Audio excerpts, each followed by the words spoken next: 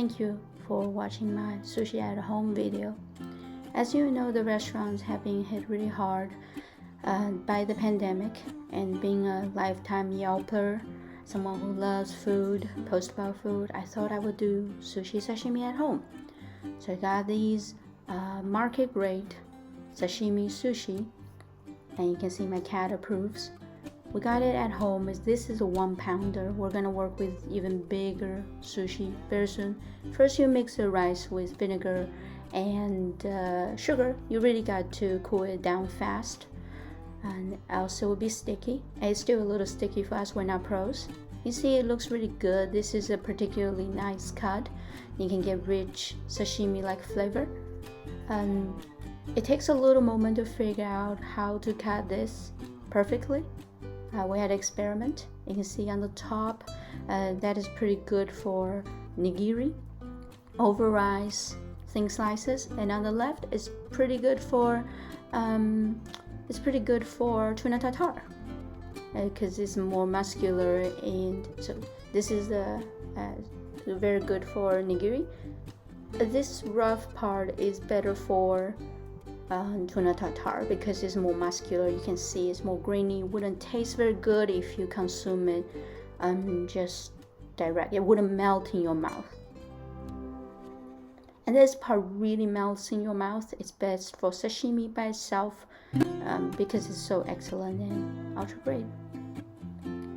You can see we separate it into the right proportions. I just want to show you how beautiful this one looks. And this is a tuna tartare.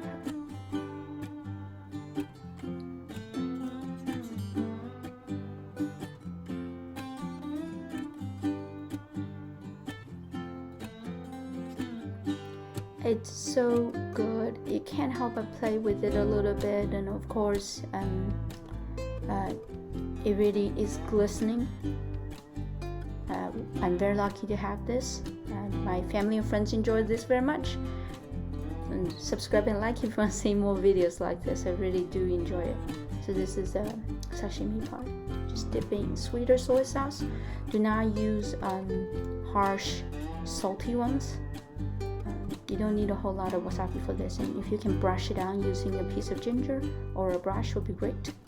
And this is the platter of our omakase. So tuna tartare, muscular part, sashimi, the jello-y, very glistening and melts in your mouth part, and this is the nigiri part, skinny and lean.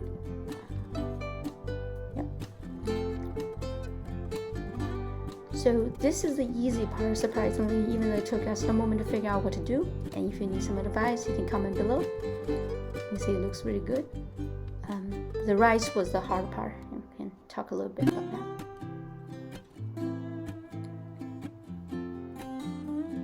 The rice was a little sticky for us, you can see. And it's our third time making rice, and we have not found the perfect recipe yet. But we did realize that if you pressurize the way you cook rice, apparently that's how Jiro does it too, and is that it does get better. It's more chewy, and you should like a nice chewy, like it doesn't break, it doesn't melt, like it doesn't crumble, or what's a good word for it? I don't know. But a pressurized cook is good, and you want to cool it fast by fanning. But you want to coat it evenly with vinegar. So chop up the tuna tartare, add the lovely California avocado, which is in season right now. It's very delicious. You want a ripe has one. And what's very important, if you're from California, you really need to add the spicy mayo sauce. It really, you can't do it without it if you're American. This might offend, this might look ridiculous in Asia. So you can pile it up in a mason jar. But you can also use a food ring. Food ring turns out better. I made it before. Coat it with a little more spicy mayo and sriracha sauce, which by the way is made in the United States, believe it or not. Goes really well with pho and all kinds of good food. But it's very, very important. Even though it's very fresh, you still want a little zing to it, and it really elevates the dish. Sorry, it's kind of ugly. food ring works better than mason jar. Sorry, as much as I love mason jars.